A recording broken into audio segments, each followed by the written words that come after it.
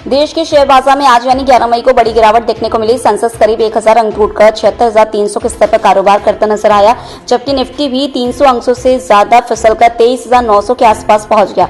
बाजार में सबसे ज्यादा दबाव ऑटो, बैंकिंग और रियल्टी सेक्टर के शेयरों में देखा गया। निवेशकों में कमजोर वैश्विक संकेतों और बढ़ती आर्थिक चिंताओं के चलते बेचैनी बनी हुई है। देश की तेल कंपनियों पर लगातार आर्थिक दबाव बढ़ता जा रहा है। सूत्रों के मुताबिक पेट्रोलियम कंपनियों को हर दिन करीब 1700 करोड़ रुपए का नुकसान उठाना पड़ रहा है। पिछले 10 हफ्तों में यह नुकसान 1 लाख करोड़ रुपए से ज्यादा पहुंच चुका है। वहीं मार्केट कैपिटलाइजेशन के लिहाज से देश की 10 बड़ी कंपनियों में से 4 कंपनियों की वैल्यू बीते सप्ताह करीब 1 लाख करोड़ रुपए घट गई। इस दौरान सबसे ज्यादा नुकसान एसबीआई को हुआ। भारत में आने वाले 10 वर्षों में सामाजिक और आर्थिक तस्वीर तेजी से बदलने वाली है।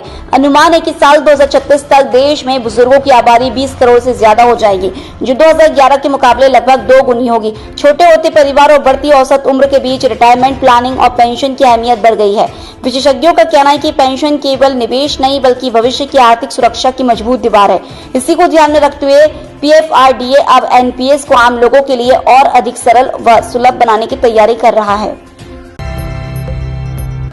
देश में संपत्ति सुरक्षा को लेकर जागरूकता अब भी बेहद कम है। आग, बाढ़ और भूकंप जैसी आपदाएं किसी भी मध्यम वर्गीय परिवार को आर्थिक संकट में डाल सकती है। ऐसे में 2026 का बड़ा संदेश यही माना जा रहा है कि संपत्ति बनाना जितना जरूरी है, उसे बीमा सुरक्षा देना उससे भी ज्यादा जरूरी है। नोएडा के कारोबारी विराज का उदाहरण इसकी बड़ी मिसाल है, जिन्होंने दुकान के इंटीरियर और एसी पर लाखों रुपए खर्च किए, लेकिन इंश्योरेंस को गैर जरूरी समझकर नजरअंदाज कर दिया।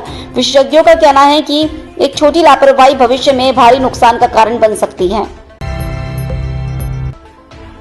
आम जनता को जल्द महंगाई का एक और झटका लग सकता है। साबुन, डिटर्जेंट, बिस्कुट और पैकेट बंद खाद्य पदार्थ जैसे रोजमर्रा के सामान महंगे होने की संभावना बढ़ गई है।